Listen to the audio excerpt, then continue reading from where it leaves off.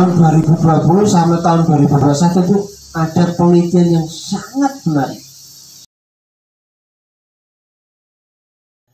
Pada pagi hari ini yang ingin saya sampaikan juga adalah sesuai dengan tema yang sudah di-share, adalah manfaat puasa terhadap kanker. Bukan hanya kanker kering ya, karena harapannya kalau puasa itu kan kita lebih hemat, tidak lebih bisa menabung. Tapi terhadap kanker ya. Saya Bapak Ibu, saya dokter paru, alhamdulillah sudah selesai konsultan onkologi toraks. Alhamdulillah. Psikologi UBS dok. Jadi sekolahnya kemarin sempat online. Kemudian selesai konsultan khusus kanker daerah dada. Jadi sedikit banyak mendalami masalah kanker. Dan ternyata Bapak Ibu sekalian, tahun 2020 sampai tahun 2021 itu ada penelitian yang sangat menarik. Ya, penelitian di luar negeri itu di Amerika. Penelitian itu tuh meneliti orang-orang yang berpuasa dari mulai subuh sebelum terbit matahari sampai terbenamnya matahari. Dan ternyata memang betul itu puasanya puasa Ramadan.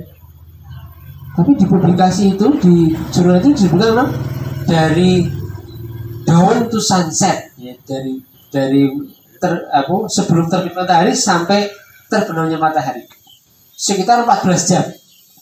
Diteliti protein-protein terkait genetik, gen yang mengatur tentang perubahan-perubahan yang bisa memicu kanker pada orang normal maupun pada orang dengan sindrom metabolik. Jadi begini, kanker itu apa sih kanker Bapak Ibu?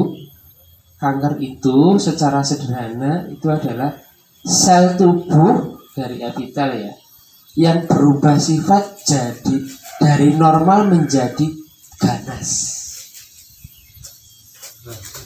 Ya, sel tubuh Pak itu dari normal itu menjadi ganas. Kalau jadi ganas itu dia pertumbuhannya jadi berlebihan, pertumbuhannya menjadi lebih besar dan juga bisa menyebar. Dan kanker itu adalah termasuk 5 besar penyebab kematian di dunia. 5 besar penyebab kematian di dunia. Dan kalau orang yang terkena sampai saat ini itu masih sulit. Makanya informasi salah satu faedah atau manfaat puasa adalah bisa mencegah kanker. Penelitian ini Bapak Ibu ya, yang itu Mindy Koklo ya, namanya itu agak asing dan kawan-kawan itu untuk timbulnya kanker itu memang banyak teori. Salah satu teorinya adalah bahwa sel itu bisa berubah dari normal menjadi ganas itu karena apa? Satu, karena gen-gen yang menekan pertumbuhan untuk jadi ganas itu berkurang. Yang kedua, gen yang mempromosikan yang bisa memicu kanker itu naik. Jadi satu sisi yang menekan itu berkurang fungsinya, yang memicu itu berlebihan atau promoter nanti bisa jadi sel kanker. Nah, yang kedua, sel itu kan terus beraktivitas, itu mengalami siklus-siklus itu. Nah, ada kalanya itu dalam siklus selnya itu mengalami kerusakan DNA. Nah, ternyata di dalam sel itu juga ada yang namanya gen-gen yang mengatur DNA repair. Repair itu memperbaiki ya.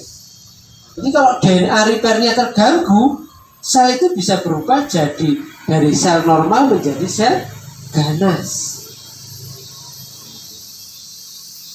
Yang ketiga, sel itu kalau dia mengalami kerusakan, harusnya tubuh itu bisa bisa memperbaiki sel itu agar bisa mati.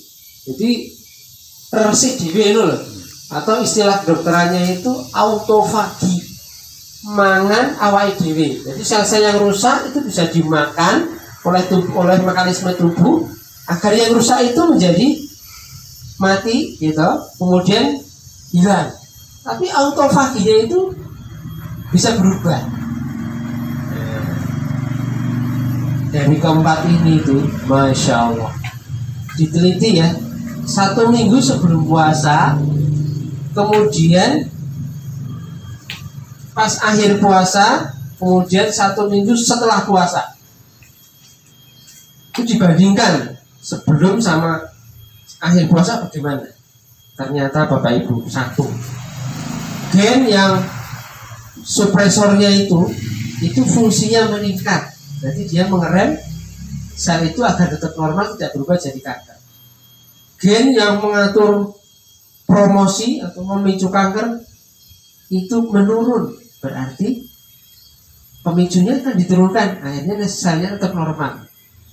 Gen yang mengatur DNA repair fungsinya meningkat, berarti kalau ada kerusakan maka sel itu bisa diperbaiki, tidak berubah menjadi sel kanker.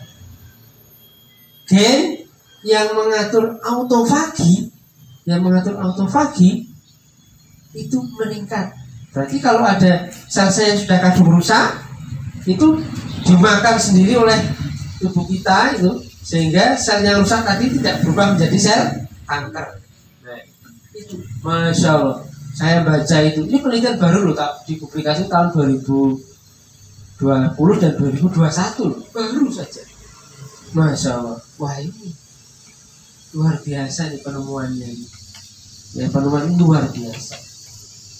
Nah, yang menarik lagi adalah 1 minggu setelah selesai puasa dites lagi. Ternyata yang fungsinya menurun itu yang autofagi. Nah, sehingga makanya setelah kita puasa Ramadan itu disunahkan puasa Syawal gitu. Ini ada kaitannya ini dengan puasa Syawal. Secara ilmiah ono kaitannya. Masya Allah. Jadi kalau kita puasa Syawal, gen itu kan kemudian aktif lagi, gitu. Itu luar biasa, masya Allah. Setiap syariat yang Allah hadirkan itu, insya Allah kita bisa mendapatkan manfaat kesehatan. Oke. Namun para ulama juga mengingatkan, tetap kalau kita beribadah puasa itu tidak boleh berniat semata-mata untuk mendapatkan manfaatnya, nggak boleh. Kita kalau ibadah puasa atau ibadah apapun itu manfaat niatnya tetap mencari ridho Allah.